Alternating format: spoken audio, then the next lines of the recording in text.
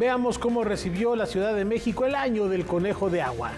Y en este lunes de reporteros, instrucciones para leer a Ibargüengoitia. Con esto cerramos nuestro homenaje al autor de Maten a León en el centenario de su natalicio, Rafael García Villegas. Amigos, amigas de Noticias 22, qué alegría iniciar la semana con ustedes en esta hora cultural de la televisión mexicana. Laura Barrera, como siempre un placer, amigos del auditorio. Hola, Laura Regis en la traducción de lenguas de señas mexicana. Y vamos a arrancar precisamente con homenajes, el que tuvo lugar para el maestrísimo Ricardo Garibay este fin de semana. Efectivamente, con esto iniciamos y recordamos su obra, su legado. Un hombre de carácter fuerte y controversial. Nos referimos al escritor Ricardo Garibay, que aseguraba que escribía de rodillas y solo ante la literatura se arrodillaba. Aquí, en el Museo Nacional de Arte, le rindieron un homenaje a 100 años de su nacimiento. Ricardo Garibay incursionó prácticamente en todos los géneros literarios. Tiene trabajos destacados en crónica y cuento, en ensayo y dramaturgia, en reportaje y por supuesto en la novela. Uno de sus primeros clásicos, Beber un cáliz, es una novela de tinte autobiográfico, es una novela desgarradora en torno a la agonía de su padre, y es una novela que tiene muchos elementos de lo que hoy llamaríamos autoficción. Su obra también fue trasladada al cine. Sin lugar a dudas, su aporte más destacado fue Par de Reyes, novela que narra las aventuras de un par de hermanos criados para la venganza. El mismo Garibay se encargó de hacer la adaptación del guión, dirigido por Ismael Rodríguez. El filme se estrenó bajo el título Los Hermanos del Hierro, un clásico del cine mexicano. Es una crónica, digamos, con tal nivel literario, con un nivel donde lo mismo reproduce extraordinariamente el habla de la provincia, que el habla del siglo de oro. Es un montaje lingüístico espectacular que hace que esta novela tenga un alto espesor literario. A pesar de lo ampliamente que ha sido estudiada y referida a su figura, actualmente muy poca de su obra se encuentra disponible al público. Muchos aún no le perdonan su carácter altivo y su cercanía con altas figuras de la política mexicana de la época. A partir de la celebración de este centenario, creo que se van a empezar a reeditar tanto novelas como cuentos. En el caso particular de los cuentos, a mí me tocó hacer una selección de historias de Ricardo Garibay para el material de lectura de la UNAM, que será publicado en el mes de marzo. Las propuestas para difundir su obra no solo se limitan a la reedición de sus libros. Otra de mis propuestas para difundir la literatura garibayesca es la creación de la Cátedra Ricardo Garibay en la Facultad de Ciencias Políticas de la UNAM. Este homenaje dejó claro que hay infinidad de razones para reconectar como lectores con la obra de Ricardo Garibay. Noticias 22, Julio López. Bueno, una pequeña corrección, no son 100 años de Ibargüengoitia, son 95, porque nace en enero de 1928 en Guanajuato. Pero el centenario es de Garibay. El centenario y es de ambos Garibay, autores sí, sumamente vigentes, de verdad, la trascendencia de su obra, leídos hoy en 2023, en el siglo XXI, parece que fueran escritas ayer. Para bien y para mal. Para bien porque, bueno, su obra sigue ahí presente, y para mal porque muchas veces fueron denuncias de vicios de nuestra sociedad de los cuales no nos podemos sacudir todavía. Y cambiando de tema, prevén un aumento en el potencial de las zonas arqueológicas por las que va a pasar el tramo 2 del Tren Maya. El tramo 2 del Tren Maya recorrerá 235,4 kilómetros del estado de Campeche, desde Escárcega hasta Calquini, convirtiéndose en una de las rutas más importantes para el tránsito de población local y turistas. A la fecha se han registrado y conservado 4.333 bienes inmuebles, cimientos, albarradas y basamentos, entre otras estructuras. También se han recuperado 171 bienes muebles, en su mayoría materiales cerámicos y líticos, y se tiene el registro de 281 entierros de la época prehispánica. Entre los hallazgos destacados se encuentra una escultura mutilada descubierta en Netzná, que representa a una anciana. En Canzacbé fue hallado un elemento arquitectónico con glifos, y en la zona de Pocboc se encontró un rostro esculpido. El tramo 2 del Tren Maya recorrerá 81 localidades de 6 municipios de Campeche. Noticias 22, Julio López. Especialistas de diversas latitudes se han reunido en nuestro país para una importante reflexión. Sí, esta sobre el impacto que puede tener la creación de iniciativas culturales en el desarrollo de las sociedades contemporáneas. Con el propósito de analizar y proponer el concepto de gestión crítica de la cultura para generar cambios en la sociedad, 17 Instituto de Estudios Críticos organizó un coloquio con especialistas nacionales e internacionales.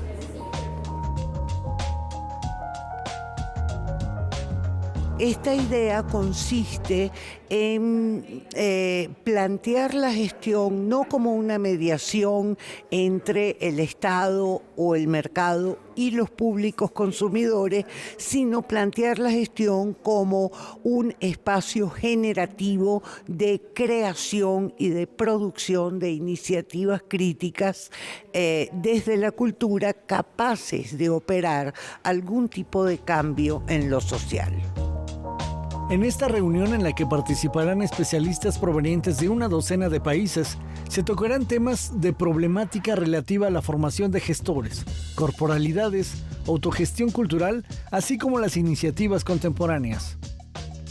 Es una intervención transversal a todo lo que serían las áreas de conocimiento de 17, donde hay desde el problema de las infancias, los territorios o los estudios territoriales, los estudios sobre el conflicto palestino-israelí, los estudios sobre memoria, derechos humanos, migración y, por supuesto, las grandes áreas de filosofía, literatura, pensamiento estético, pensamiento político, historias.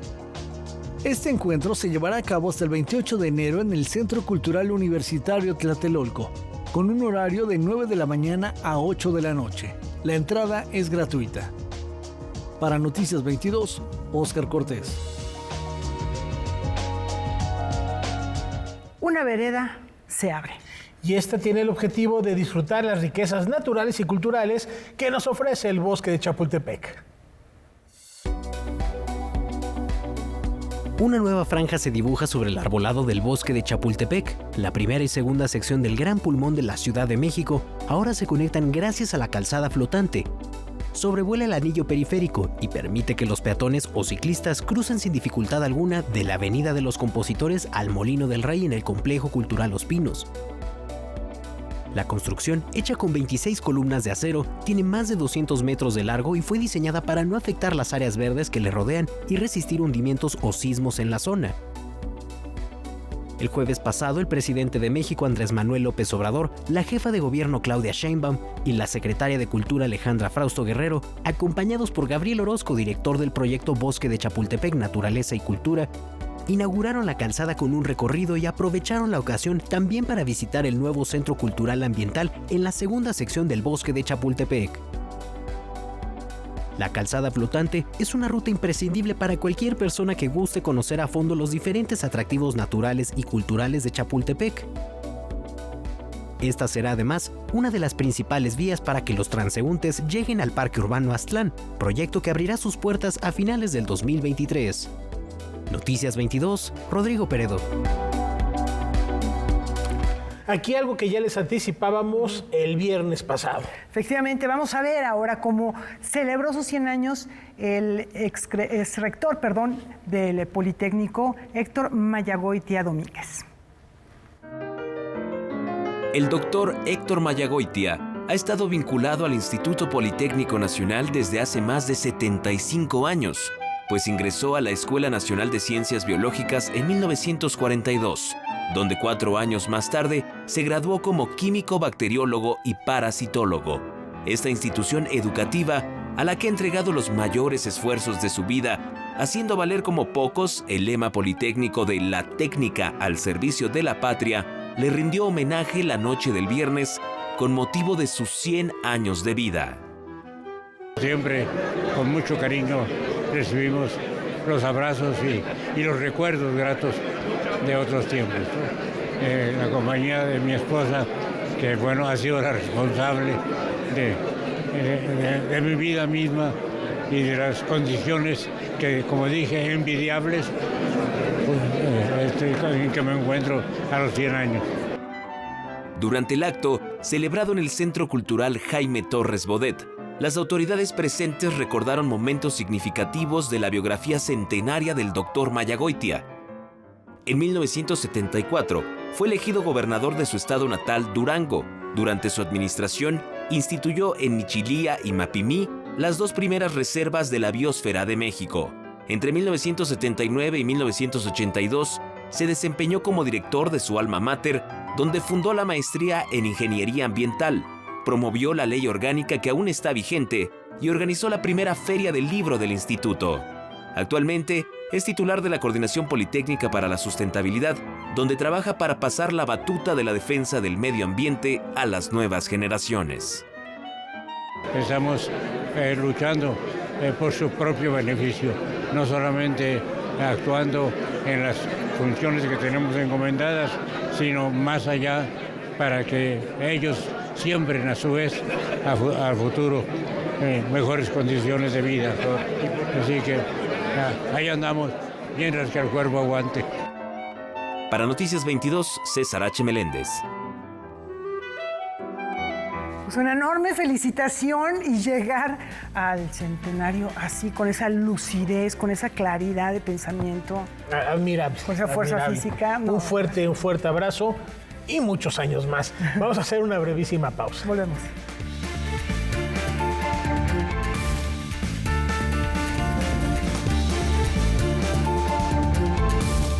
México necesita ideas de futuro, alternativas de futuro, y esa es la razón por la que obtuvimos triunfos electorales en Guadalajara con Pablo Lemus, en Monterrey con Colosio, en Jalisco con Enrique Alfaro y en Nuevo León con Samuel García. Nos consolidamos como la tercera vía que necesita México. El futuro es naranja. Movimiento Ciudadano. ¿Qué quieren los mexicanos para su retiro? Tener una casa, en una playita, siendo viejo, cuidar a los nietos. ¿Sabes cómo te vas a mantener en el futuro? Eso sí no lo había yo pensado. Que mis hijos me mantengan. Te presento a la persona que te asegurará un buen retiro. Wow, yo. Yo. Solo el 40% de los mexicanos ahorran para su retiro. Ahorra para tu futuro. Cuenta con tu cuenta Afore. Gobierno de México. Documental Social Americano, Identidad y Contramemoria, un proyecto de investigación de la UNAM. Lo que queremos es que el camino para ustedes sea más fácil y más hermoso de andar. En esta casa, niños de diferentes edades pasan una parte importante de su infancia lejos de sus padres, quienes los dejaron allí para protegerlos mientras ellos luchaban en el país.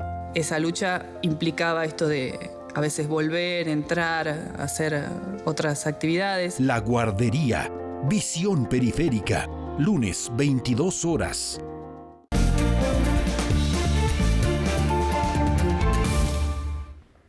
Vamos a echar un vistazo a la fiesta con la que se recibió en la Ciudad de México el Año del Conejo de Agua.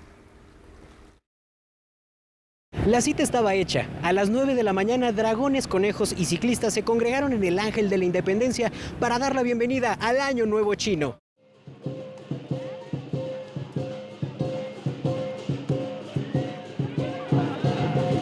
Hoy es el inicio del año lunar de conejo. El conejo es un animal que la gente le prefiere mucho. Sí, significa paz, tranquilidad y habilidad. Y que realmente el conejo es un animal muy espabilado. Después de 3 años, los festejos regresaron a las calles. La gente esperaba bajo el sol, ansiosa por conocer a los contendientes del ya tradicional concurso de disfraces. Este año que estamos allá esperando haya una sorpresa, porque a veces los ciudadanos mexicanos tienen una iniciativa, una imaginación, sorpresa para siempre para nosotros, ¿eh? Para dar inicio a la 6ª entrega, como si se tratara de una ceremonia, dragones de todos los tamaños y colores bailaban al ritmo del tambor en los pies del escenario. Aquí creo que hay más cosas que se puede combatir. en algún sentido quedamos muy lejos teóricamente, pero culturalmente se puede hacer más conexiones. Creo que México y China tienen una cultura muy bonita. La pasarela se inauguró con la categoría infantil. Niños y niñas de todas las alcaldías, valiéndose de una gran cantidad de recursos, mostraron al jurado y al público diferentes aproximaciones a la figura del conejo. A la categoría de adultos le antecedió una serie de presentaciones a cargo del Instituto Confucio de la Ciudad de México y la Fundación Cultural China de Kung Fu. Inmediatamente después, los adultos tomaron el escenario entre gritos y aplausos del público. Me siento muy contenta, este es nuestro 4º año participando, ya hemos ganado en veces anteriores y pues es algo que hacemos como costumbre, mi familia y yo, entonces pues nos gusta. Yo me basé en la leyenda china de Change, que es la diosa de la luna, por eso contamos con la luna. Yo hago drag y quiero demostrar que el drag se puede hacer en lugares culturales y no solo en bares. Ya que los domingos son para los ciclistas de la ciudad, hubo quienes aprovecharon su vehículo como carro alegórico. De cada categoría solo se eligió a los 3 primeros lugares. Se les entregó un diploma y un peluche alusivo al Año Nuevo Chino. Así se vivió aquí en Paseo de la Reforma el primer día del Año Nuevo Chino. Con imágenes de Saúl Nieto y Enrique Varela, reportó para Noticias 22, Rodrigo Peredo. En Reino Unido ultiman los detalles para la coronación de Carlos III.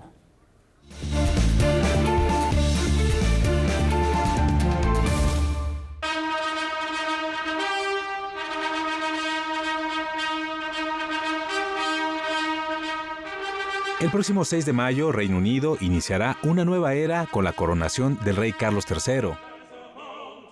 La celebración durará 3 días. El sábado comenzará con la procesión del rey y la reina consorte, Camila. Recorrerán las calles de Londres, desde el Palacio de Buckingham hasta la Abadía de Westminster.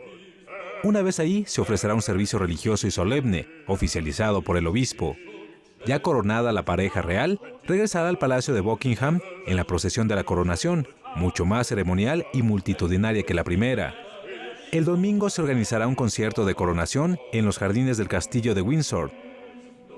El mismo día, los ciudadanos de todo Reino Unido están invitados al gran almuerzo de coronación, una comida a nivel nacional cuyo principal objetivo es que se estrechen lazos entre vecinos. Finalmente, la fiesta culminará el lunes 8 de mayo con The Big Hell Out, una iniciativa con la que se pretende difundir el voluntariado que realizan sociedades benéficas como los Scouts en todo el país y de esta forma homenajear el servicio público que también desempeña Carlos III. Noticias 22, Julio López. En otros temas, urgen medidas para revertir el impacto de la industria textil al medio ambiente. Si te encanta estar a la moda y estrenar prendas cada temporada, detente a escuchar esto. Los procesos de fabricación y transporte de la industria textil tienen impactos devastadores para el planeta, y en Francia ya se han tomado cartas en el asunto. Hoy en día, los franceses gastan en promedio casi 1,000 euros, más de 20,000 pesos, al año en ropa, lo que corresponde a 80 prendas nuevas por persona y 9.5 kilogramos de ropa, calzado y blancos para el hogar. De estos, 95% son importados, declaró la secretaria de Ecología Bérangère Couillard a Le Parisien. Según la Agencia Francesa del Medio Ambiente y Control de la Energía, para la producción de ropa y calzado, la industria textil emite cada año hasta 4,000 millones de toneladas de CO2, que representan un impacto mayor que los vuelos internacionales y el tráfico marítimo combinados. Y es que tan solo unos jeans requieren cerca de 9,000 litros de agua, unas 285 duchas. Cada prenda de vestir tiene una huella de carbono completamente diferente, que puede variar de 1 a 10 según las materias primas y los métodos de producción elegidos, el proceso de teñido utilizado, el método de tejido o el país de fabricación. Es por eso que 12 grandes y reconocidas marcas de textiles franceses se han comprometido a implementar un puntaje ecológico, basado en una metodología europea que clasifica la ropa de la A a la E, para identificar el impacto de carbono de un suéter, unas zapatillas o una chamarra.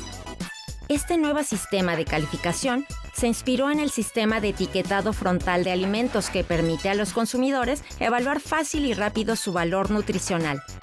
Diseñado por la startup Glimpact, tiene 15 criterios de impacto en el planeta, entre ellos emisiones de gases de efecto invernadero y de partículas finas, uso de recursos hídricos, combustibles fósiles, tierras agrícolas, efectos de la fabricación del producto sobre la biodiversidad, toxicidad. La propuesta de Glimpact fue la ganadora de la convocatoria que el gobierno francés lanzó como una de varias medidas para reducir el impacto de los textiles en el planeta, y su implementación podría estar lista para finales del 2023. Mucho que aprender de esto. Para Noticias 22, Katia León Monterrubio. ¿Qué mejor manera de rendir tributo a un poeta que con 23 cantos para quien le canta a México? La vida y obra del poeta, sacerdote y teólogo nicaragüense Ernesto Cardenal fue homenajeada con la presentación de la carpeta que lleva por título Canto a México y que toma su nombre de uno de sus libros. 23 creadores gráficos tlaxcaltecas, que contaron con el apoyo de la Secretaría de Cultura de la entidad, participaron en esta carpeta presentada en la Sala Adamo Boari del Palacio de Bellas Artes. Cuando ya está Paco Ignacio Taibo a cargo del Fondo de Cultura, aparece el libro como Canto a México. Entonces es un libro de Ernesto Cardenal y es con el que trabajamos reflexionando sobre su poesía a 95 años que cumplió el 20 de enero del 20. La relación de Leopoldo Ricardo Morales con Ernesto Cardenal se remonta a 1979, cuando el maestro grabador tuvo la oportunidad de visitar al poeta en Nicaragua, en ocasión del triunfo de la revolución en el país centroamericano. Esta carpeta cuenta además con 2 textos. Trabajar 23 grabadores, cada quien haciendo un trabajo sobre ese poemario, y 2 textos, uno de Nicaragua, que es Fernando López, y el otro Carlos Blas Galindo, que es el de México. Entonces es con 2 textos, ya juntos son 25. Esta es la primera de una serie de carpetas que se irán presentando hasta llegar a la conmemoración del centenario del poeta. Se planea presentar la siguiente carpeta el 19 de julio. Es una de las 4 que van a ir apareciendo para que en el 25 ya tengamos 100, que va a ser el centenario de Ernesto. Noticias 22, Víctor Gaspar. Hoy en Rincón Hipón le entramos a la rifa divina.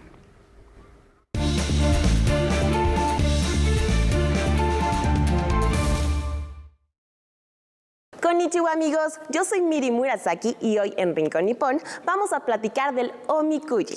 En cápsulas anteriores platicábamos sobre el Omikuji y cómo es que en cada año nuevo la gente acude a templos para consultarlos y conocer la suerte que tendrán durante todo el año.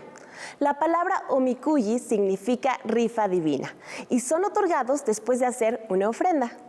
Es una especie de oráculo que tiene casi 100 años de existencia. Se cree que surgieron porque la gente buscaba palabras divinas para elegir a los gobernantes o sucesores importantes. En la actualidad se ha convertido en una forma de conocer una predicción de la fortuna de cada persona en distintos aspectos: salud, trabajo, amor, estudios o negocios. Los omikuji están en una caja cilíndrica o hexagonal. Se agita la caja y sale un palillo que contiene un número que corresponde al omikuji que debemos tomar. Esa es la forma tradicional de usarlos, pero existen también llaveros pequeños para llevarse de recuerdo y además máquinas expendedoras para consultarlos, como el famoso santuario Nishiki Tenmagu en Tokio, donde un robot león mecanizado te entrega tu omikuji. Generalmente, al consultarlos, te pueden salir 4 opciones de fortuna. Daikichi, muy buena suerte. Chukichi, buena suerte. Shokichi, suerte moderada. Y Kyo, mala suerte. Cada lugar tiene creencias diferentes, pero la tradición es que si obtienes el omikuji de buena suerte o muy buena suerte, este se lleva a casa para que permanezca contigo. En cambio, si te llegara a tocar el omikuji de la mala suerte, debes atarlo a un pino o a las cuerdas destinadas para esto en el templo o santuario, para que de esta manera la mala suerte se quede atrapada en ese lugar. Consultar la fortuna de esta manera es una gran tradición antigua. Sin embargo, se han encontrado formas divertidas para hacerlo, pues también existen omikujis que se revelan al estar en contacto con el agua, otros en forma de abanico o de regalos y además en diferentes idiomas. Yo soy Miri Murasaki y nos vemos a la próxima por Rincón Nippon. ¡Sayonara! Sayonara, Miri, muchas gracias. Y el tema de la persecución política en Ecuador llega esta noche a la mesa de Debate 22. Javier Aranda Luna recibe al director del documental Se fue a volver, Carlos Enrique Borges, y al exministro de Cultura de Ecuador, Galo Mora. No se pierdan esta conversación al término de Noticias 22. Y con esta información nos vamos a una breve pausa. Muy breve, enseguida regresamos.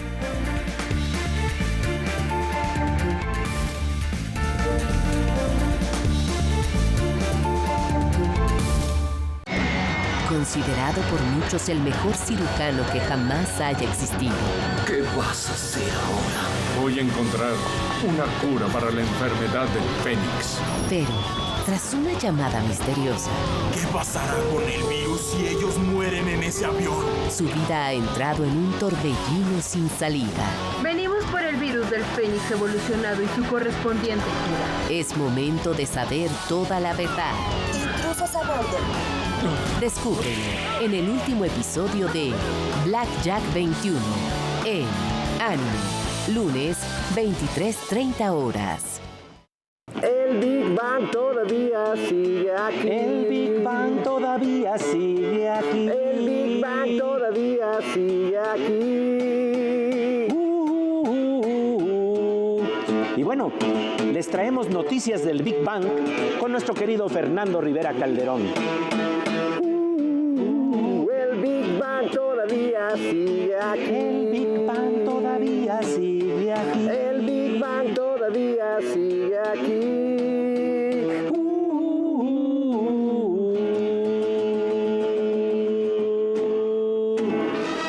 Martes, 21:30 horas. Guardó el silencio durante 40 años. Y me dieron un pijama y yo digo, ahora puede morir. El horror y el recuerdo de lo que le tocó vivir. Lo único vivo que quedó es el cementerio. Día Internacional de Conmemoración en memoria de las víctimas del Holocausto.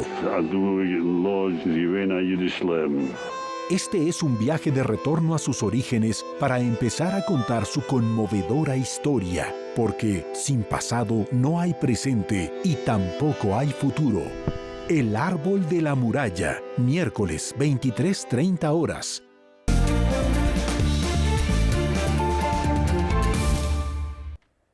Vamos al rescate de los olvidados del fútbol. Un niño acompaña a su mamá a leerse las cartas y con el tiempo termina siendo árbitro. Un joven holandés descubre que su abuelo es mexicano y por lo tanto él tiene sangre mexicana y decide apostarle a la selección nacional. Gran error. Estos son algunos de los personajes ficticios de los cuentos reunidos en Los Olvidados del Fútbol. Estos cuentos, estos jugadores van formando así toda una serie, toda una alineación. Y yo lo que te puedo decir es que retratan la identidad tragicómica del fútbol mexicano. ¿Por qué? Porque siempre estamos, todos los que somos apasionados del fútbol, estamos con esa teoría de la fortuna o de la mala suerte. Estos 11 jugadores más el árbitro y el entrenador no llegaron a la fama, a tener el reconocimiento popular y son, de alguna manera, la historia de muchos. Estos cuentos son reflexiones sobre la venganza, la frontera entre la locura y la genialidad, la mafia y la belleza coludidas en el deporte, el virtuosismo musical llevado al terreno de juego, la lucha de clases vista por un futbolista exitoso, el determinismo social y la fatalidad de ser pobre. nos chocaba un poco cuando comenzamos a hacer esto, a Daniel y a mí, esta sobresolemnidad que de pronto hay en los narradores, que de pronto todos son los dioses del Olimpo que bajan y rozan a Messi su pierna izquierda, y de pronto ya basta un poquito de, pues es un juego, vamos a divertirnos. Y en base a todos esos clichés y todos esos lugares comunes, construir algo y, como repito, pretendo que sea divertido por momentos, aunque también hay momentos muy tristes, trágicos y dolorosos. Publicado por Nostra Ediciones, Los Olvidados del Fútbol, contrario a lo que se podría pensar, no es solo para quien guste de este deporte. Si tú no eres un gran fanático del fútbol, puedes disfrutar el libro, porque el libro trae historias de personajes, trae situaciones, trae referencias de la cultura popular mexicana desde los 50 hasta la fecha. Entonces, yo invitaría a la gente a que le dé una oportunidad al libro. Noticias 22, Alberto Aranda. La oferta académica de la Escuela Superior de Cine se enriquece. A partir del mes de abril, la Escuela Superior de Cine ofrecerá la licenciatura en fotografía.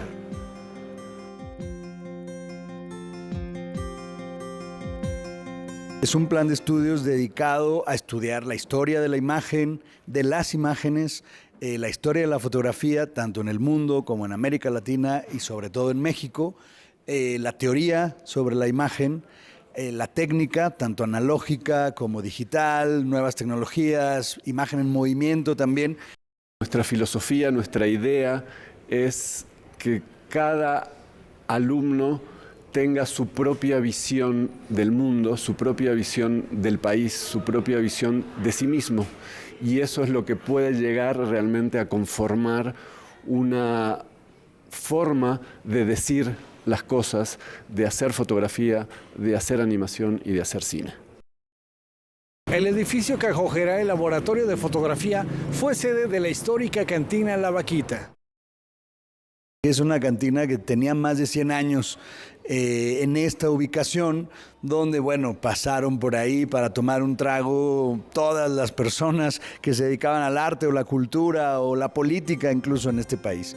Entonces esa cantina desafortunadamente cerró sus puertas durante la pandemia, y el local, que tenía casi un año ya vacío, decidimos formarlo, hacerlo parte de la Escuela Superior de Cine. El propósito es restaurar y mantener la estética de la cantina y acondicionarla para foros de fotografía. Y en donde era la cocina, se instalará un laboratorio. Las clases empiezan el 10 de abril, justo terminando Semana Santa. Empieza el primer trimestre de la carrera, que se compone de 12 trimestres. Y antes de eso tenemos algunas actividades justo para dar a conocer el espacio. El miércoles 1 de febrero de la próxima semana, a las 6 de la tarde y hasta las 8 de la noche, tendremos el lanzamiento oficial al público de la carrera y del espacio. Y tendremos una exposición, haremos la inauguración de una exposición con la obra de 14 fotógrafas y fotógrafos que son quienes impartirán clases en esta escuela. Y la idea es dar a conocer un poco el tipo de imagen con el que queremos dialogar, ¿no? Noticias 22, Óscar Cortés. Es momento de desempolvar las luces y las lentejuelas. Cuerpos que bailan a ritmos exóticos, agitando plumas en cadenciosa seducción, rumberas y bataclanas, parte de una parafernalia escénica arropada por la noche y que se ofrece a los clientes de cabarets, teatros, bares y centros nocturnos. Luces y lentejuelas en la noche de la Ciudad de México es la exposición que presenta Memórica. Luces y lentejuelas en la noche muestra una escena que va de los años 20 a los años 60 más o menos, digamos, forma parte de una exposición que en otrora había sido curada, o sea, físicamente por la doctora Gaby Pulido, por Luis Arturo Salmerón y Angie Santamaría Dafuncio. Y ellos en algún momento se habían propuesto hacer un sembrado de imágenes que provienen del Instituto Nacional de Antropología e Historia. La exposición fue presentada de manera física en el Museo de las Culturas del Mundo y ahora llega a la plataforma Memórica, donde estará disponible de manera permanente. un repositorio de imágenes captadas por fotógrafos y periodistas de la época que inmortalizaron a las estrellas, pero también los espacios de sus glorias. No solamente deja ver el tema de la noche, de la vida nocturna, sino también de los espacios, los teatros en donde se llevaron a cabo, los cabarets en donde se llevaron a cabo, los bares en donde de pronto, pues, digamos, tomaron de pronto giros escénicos, y todos estos espacios, pues, que finalmente fueron ocupados por muchísimas artistas, pero sobre todo por bailarinas, ¿no? Y músicos. Pero la muestra es, además, un recorrido y una reflexión por la construcción del cuerpo, del lenguaje del espectáculo y de las ideas que imperaron en 4 décadas del siglo XX mexicano. Esto también compuso o constituyó parte de una suerte de moral, digamos, social, y que en esto, digamos, también se dirime mucho de nuestros lenguajes, pero también mucho como de nuestros deseos y de nuestras propias, digamos, censuras, ¿no? Sociales. Luces y lentejuelas en la noche de la Ciudad de México está disponible de manera gratuita en el sitio electrónico memoricamexico.gov.mx en la sección de exposiciones. Noticias 22, Víctor Gaspar. Más allá de confirmar la teoría de que no estamos solos en el universo, que no estamos solos, esta señal de radio espacial puede confirmar que quizá sí estemos más cerca que nunca de hacer contacto.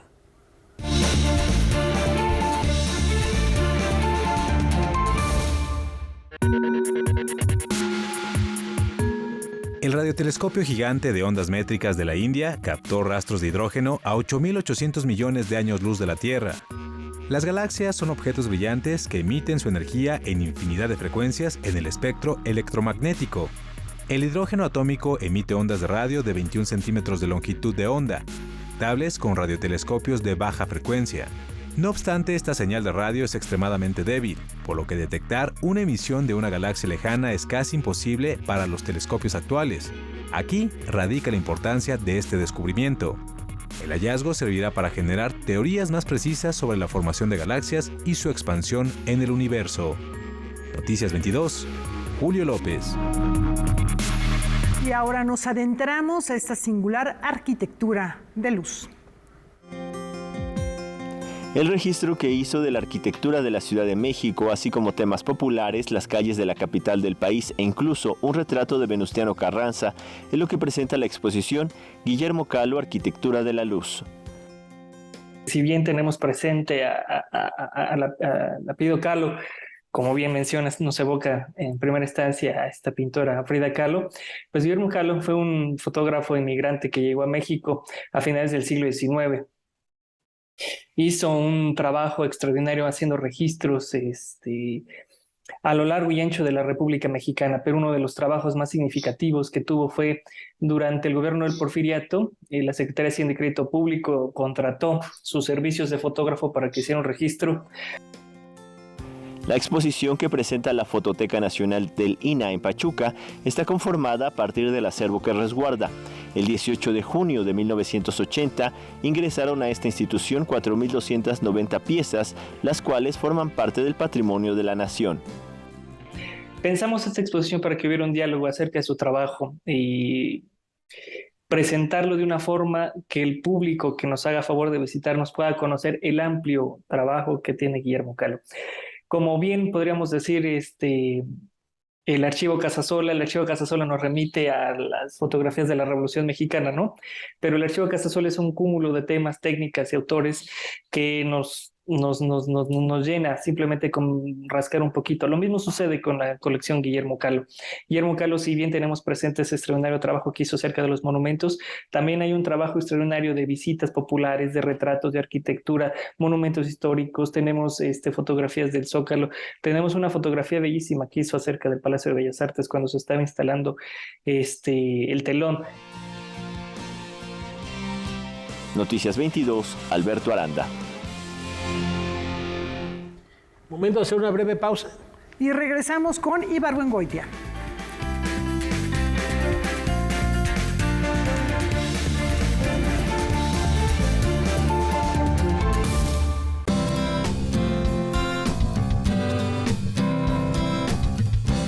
Como audiencia, tienes derechos. Debes conocerlos para poder ejercerlos y ser parte de los televidentes críticos y participativos. Es muy importante que sepas que los contenidos que ofrece tu televisora deben reflejar pluralidad ideológica, política, social, cultural y lingüística. Para más información, consulta la página de defensoría.canal22.org.mx.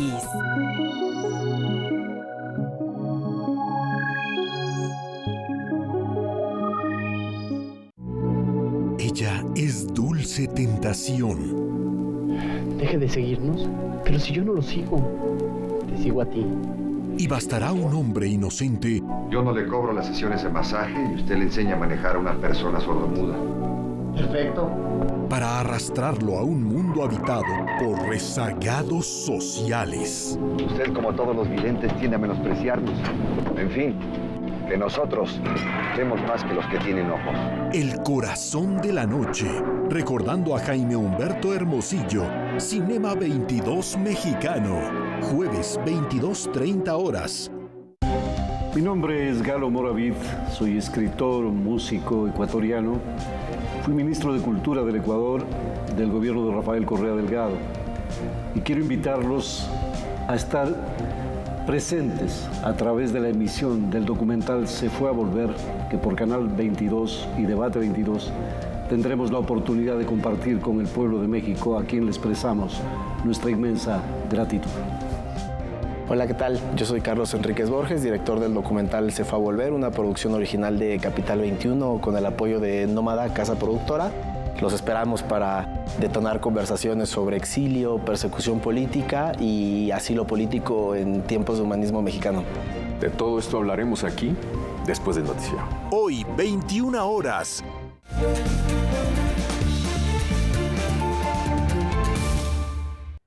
Aquí hay una provocación que buena falta nos hace para desacelerar nuestras vidas y redescubrir aquellos pequeños detalles que nos rodean y que incluso pueden darle sentido a la misma. El poeta Luis Arce nos invita a tomar con calma esta vida tan acelerada para disfrutar de las escenas que la vida cotidiana nos ofrece, a través de su libro Improvisación sobre el motivo. Me gusta hacer esas búsquedas, me gusta hacer ese tipo de observaciones, ¿no? Lo que ocurre en un lavabo tiene un cepillo de dientes, lo que ocurre en el momento en el que una persona pone sus manos en cierta posición, ¿no? Lo que ocurre un jueves en la tarde, lo que ocurre en una caja de cereal que las personas tienen enfrente, ¿no? Incluso ya llevándolo a otros extremos hasta en una cita médica. Son textos que describen hechos que son desapercibidos, generalmente en las grandes ciudades. De pronto creo que la poesía tiene mucho esa tarea también, ¿no? O sea, el ponerle un poco de imaginación a lo que ya no existe, no porque no sea existente, sino porque no está en palabras, ¿no? Y un poco la labor del libro es ahí. Los poemas son improvisaciones. Son escenas sueltas que no pertenecen a un régimen mental o cultural que las ponga en conversación. Incluso, cada pieza tiene un ritmo de lectura muy particular. Hay un componente musical muy importante en el libro, ¿no? Que justo viene muy extraído del jazz, ¿no? Y de las posibilidades como de las palabras en este sentido, ¿no? De generar como esta especie de composiciones, ¿no? Pero solo en el momento en el que son generadas. Es una publicación que está bajo el sello de Juan Malasuerte. Noticias 22, Óscar Cortés. Hoy rendimos un recuerdo a María del Carmen Mondragón Balseca.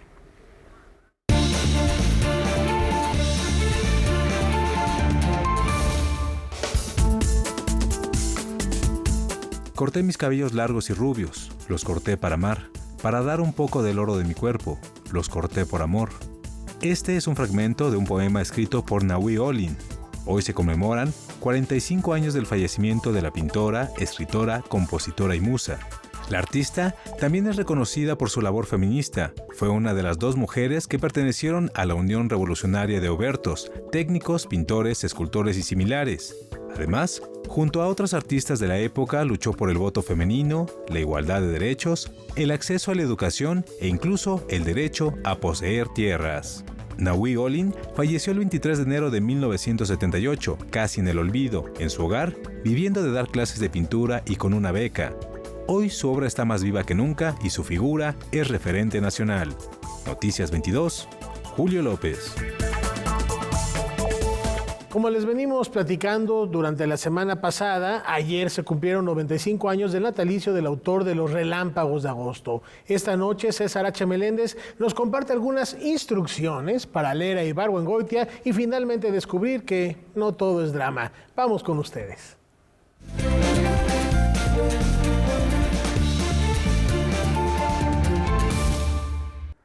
Me gusta lo que dice Rafa porque efectivamente no todo es drama.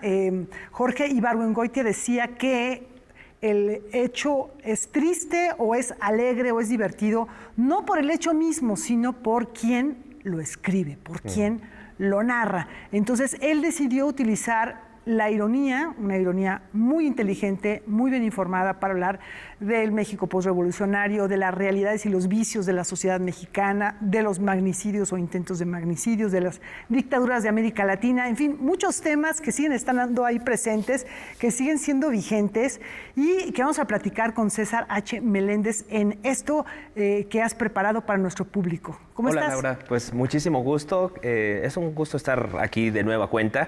Pues para rendirle homenaje a uno de los escritores más queridos, yo creo, entre los lectores mexicanos, sigue gozado de muchísima aprecio del público lector, lo siguen reeditando constantemente, nunca ha dejado de estar presente en las librerías, es un autor muy querido, pero en esta pieza que les trajimos para un poco honrar su memoria, vamos a ver que de repente la academia en su momento, pues tal vez no lo valoró precisamente por estos atributos del humor, quizá lo llegaron a ver como un autor simplón o simple, digamos, al menos su prosa, de tan fácil que es, tan accesible que es, pareciera ser que pues es superflua, que no tiene profundidad. Aquí vamos a ver a tres escritores, sobre todo tres lectores devotos de Ibargüengoitia, que le rinden este sentido homenaje a 95 años de su nacimiento. En una época donde la solemnidad solía triunfar sobre el humor, el escritor Jorge Ibargüengoitia destacó por su ingenio y cáustico sentido de la ironía. Tales atributos lo distanciaron de sus contemporáneos, pero le ganaron para siempre el aprecio del gran público. Hoy reunimos el testimonio de tres de sus más devotos lectores para intentar descifrar los secretos de su taller de escritura en ocasión del aniversario 95 de su nacimiento. Ibargüengoitia es un escritor sobre el que no se ha dicho, ya no diría lo suficiente, ni siquiera lo esencial para describir la exactitud y la originalidad de su estilo literario.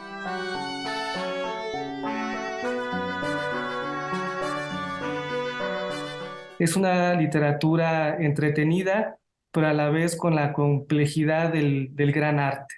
Es muy irreverente, es muy punzante, jamás es cruel, pero tampoco es políticamente correcto. Para entender de dónde viene el estilo literario de Jorge Ibargüengoitia, el ensayista Carlos Ulises Mata propone dos posibles rutas aún por explorar. Una es su vinculación con la lengua inglesa, pues es sabido que era el idioma predominante en la inmensa mayoría de sus lecturas, desde las críticas teatrales de Eric Bentley hasta la sección literaria de la revista Vogue. Otra clave, expone el maestro Mata, es su relación con la oralidad guanajuatense. Si el lenguaje es un espacio que se habita, Ibargüengoitia vivió permanentemente en el idioma de su infancia. Decía, yo, aunque a todos les parezca evidente que escribo en español, considero el español como una lengua que no he terminado por dominar. Dice, yo hablo y escribo en guanajuatense. En su biografía encontramos otra pista sobre las cualidades de su obra. Antes de abrazar definitivamente su vocación de escritor, Ibargüengoitia estudió la carrera de Ingeniería de Minas y Metalurgia, la cual no concluyó. La ingeniería es una actividad de cálculo, es una actividad que no permite las consideraciones de carácter subjetivo. Es una actividad hecha de precisión. Al decir esto de la ingeniería, me parece que estoy diciendo algo ya de lo que es el estilo de Ibargüengoitia. En más de una ocasión, Ibargüengoitia señaló que no le interesaba hacer reír a la gente. Antes que escritor, se diría, fue un agudo observador. De allí que se convirtiera en uno de los más lúcidos cronistas de la vida en México, con sus muchas contradicciones y absurdos, como lo constatan sus decenas de colaboraciones en el diario Excelsior.